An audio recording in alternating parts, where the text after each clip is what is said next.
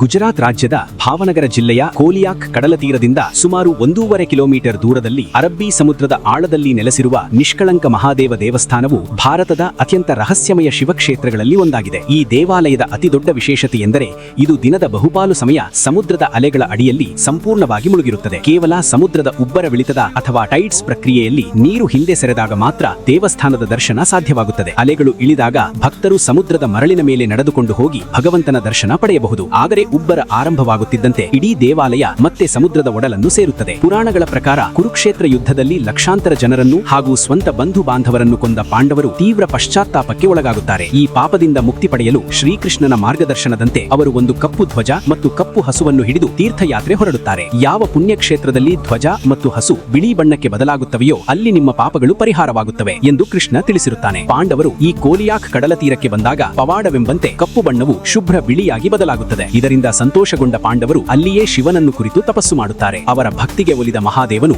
5 ಪಾಂಡವರಿಗಾಗಿ 5 ಪ್ರತ್ಯೇಕ ಸ್ವಯಂಭೂ ಲಿಂಗಗಳ ರೂಪದಲ್ಲಿ ಪ್ರತ್ಯಕ್ಷನಾಗುತ್ತಾನೆ. ಪಾಪದ ಕಳಂಕವನ್ನು ತೊಡೆದು ಹಾಕಿದ ಕಾರಣ ಈ ಕ್ಷೇತ್ರಕ್ಕೆ ನಿಷ್ಕಳಂಕ ಮಹಾದೇವ ಎಂಬ ಹೆಸರು ಬಂದಿದೆ. ಸಮುದ್ರದ ಮಧ್ಯೆ ಇರುವ ಒಂದು ದೊಡ್ಡ ಚೌಕಾಕಾರದ ಕಲ್ಲಿನ ವೇದಿಕೆಯ ಮೇಲೆ ಈ 5 ಶಿವಲಿಂಗಗಳು ಮತ್ತು ಅವುಗಳ ಮುಂದೆ ನಂದಿಯ ವಿಗ್ರಹಗಳನ್ನು ನಾವು ಕಾಣಬಹುದು. ಈ ವೇದಿಕೆಯ ಮೇಲೆ ಸುಮಾರು 20 ಅಡಿ ಎತ್ತರದ ಬೃಹತ್ ಧ್ವಜಸ್ತಂಭವಿದೆ.